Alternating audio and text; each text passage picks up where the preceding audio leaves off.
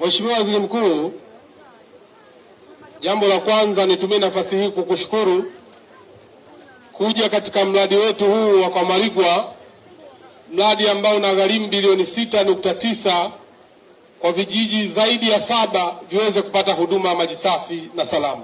Nataka nikuhakikishie kwa kuwa umekuja kukagua mradi huu, nataka niwahakikishie ndugu zangu wana Kilindi pamoja na Mheshimiwa mbunge, mkuu wa mkoa na mwenyekiti wetu wa chama, mpaka mwezi wa 4 wananchi hawa wataanza kuyatumia maji safi na salama ili kuhakikisha wanapata huduma hii muhimu.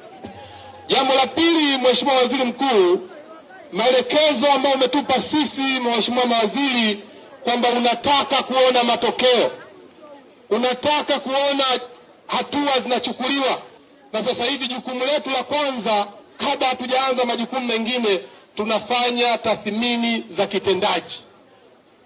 Katika tathmini ambazo tunazoendelea nazo, nataka niseme wazi kabisa, msema kweli ni mpenzi wa Mwenyezi Mungu, kwa eneo la Kilindi kwenye utendaji lina shida.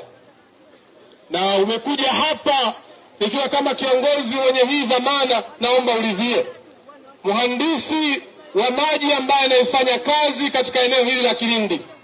Mheshimiwa Waziri Mkuu, Wizara ya Maji ina majukumu mengi ya kufanya, tutampangia majukumu mengine, tutaleta mtu ambaye ataweza kutatua matatizo ya maji hapa Kilindi. Na kwa kuwa unafanya ziara na katibu mkuu yupo, nimwelekeze kesho timu iende pale kwa Dodoma. Tunataka tufanye kazi ya haraka wala Dodoma waweze kupata huduma ya maji safi na salama. Mheshimiwa Waziri Mkuu, asante sana.